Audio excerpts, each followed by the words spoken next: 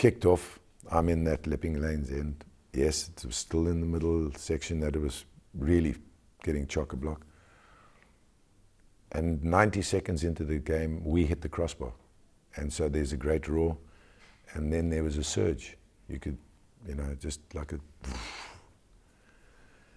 They came up the field, the ball went into their pen, and as I went to get the ball, you saw the faces against the fence, and people saying to you, Bruce, can you help us? Please, they're killing us. And I'm thinking, well, who? And then when I picked the ball up and I realized that you could see the surge come again, I put the ball down, kicked it up, I turned around, and you saw the people getting up to the top in the stands. And a lot of the fans and a lot of people were saying, get down, you silly thing, you can't come up here, we're full. But they didn't realize that they were standing on bodies. They were wanting to get up as quick as possible. The ball came back. I asked the person near the gate, please open the gate. And they said, well, I can't, the steward has got the key. And I said, can't you see that they need help? We got a hand on our shoulder from one of the coaches, and they said, get into the dressing room. And that's when we went into the dressing room.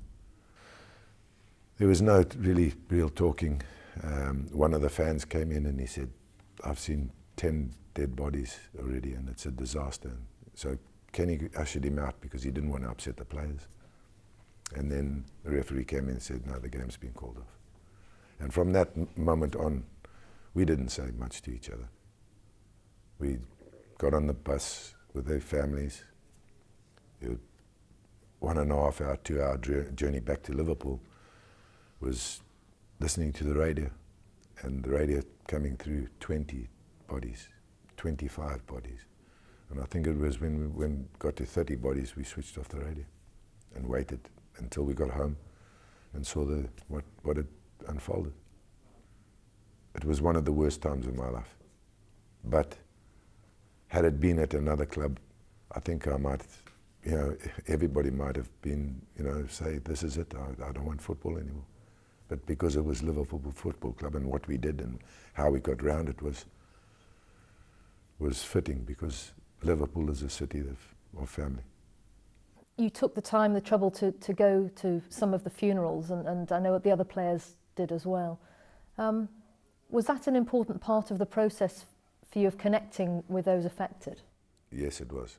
And you explained to those families that, yes, it is a tragedy, but we're going to help each other. And it did, it helped tremendously. Going to the funerals with those families, going to speak to them, and you keep in contact with them. We will always remember the 96 people that lost their lives. There's a bunch of fans that will always let the world know what happened. Those fans will make sure that the 96 will never be forgotten, and they won't. The number 96 is really, it's something that will be with us for the rest of our lives.